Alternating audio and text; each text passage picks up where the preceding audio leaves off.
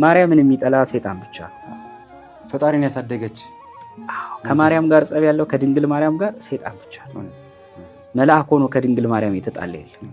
አባ ጊዮርጊስ ዘጋስጫ ይላል ሰይጣን ከትጋት ሁሉ አብልጦ ጸሎትን ይጠላል፣ ከፍጡራን መካከል ግን አንቺን አብልጦ ይጠላል። እንደውም እዛው አርጋኖን ላይ ምን ይላል? በሰማይ ላይ መብረቅ ሲጮህ እንደሚያስደነግጥ ያንቺን የምስጋና ቃል ሲሰማ እንዲሁ ይደነግጣል። እኛ እናቀም እንጂ ጧት ተነስተን አንድ ውዳሴ ማርያም ስንጸልይ ምን ያህል እንደሚደነግጥ መብረቅ ነው የሚሆንበት ማለት ነው። መብረቅ ነው የሚሆንበት። በሌሊቱ ኪዳን፣ በሌሊቱ ማህሌት፣ በንጋቱ ቅዳሴ የእመቤታችንን ምስጋና ስናመሰግን ለካ ሰይጣን ሲደነግጥ ነው የሚውለው። ወዶ አይደለም ለካ እንዲህ የሚከታተለው። ቢያንስ እሷን በበረሃ ጀምሮ ማግኘት ስላልቻለ ያለው አማራጭ ልጆቿን ማሳደድ አይደል? ከዘሯ የቀሩትን አሳደዳቸው የሚለው ዛሬ እንግዲህ ከዘሯ የቀረነውን እያሳደድን ማለት ነው። እና እመቤታችን ቅድስት ድንግል ማርያም ብዙዎች የሚመስላቸው ብዙ መናፍቅ ለምን ይሄን ያህል ጠሏት ሲባል እነሱ አይደሉም፣ ከጀርባ ሆኖ የሚመራው ሌላ ማለት ነው።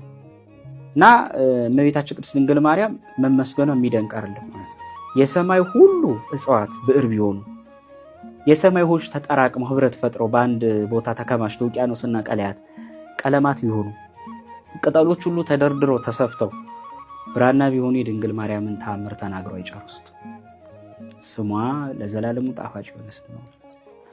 በዚሁ አጋጣሚ ያው ኦርቶዶክሳውያን የሆኑትም የአባ ጊዮርጊስን አርጋኖን መጽሐፍ ቢያነቡ እጅግ በቃ የእመቤታችን ፍቅር በጣም እንደሚጨምርላቸው እንደውም ሆዴን አትንካኝ እንጂ አባ ጊዮርጊስ ዘጋስጫ የትኛውም የጻፈው መጽሐፍ ሰው ቢያነብ እመክራለሁ በደንብ ማለት ነው።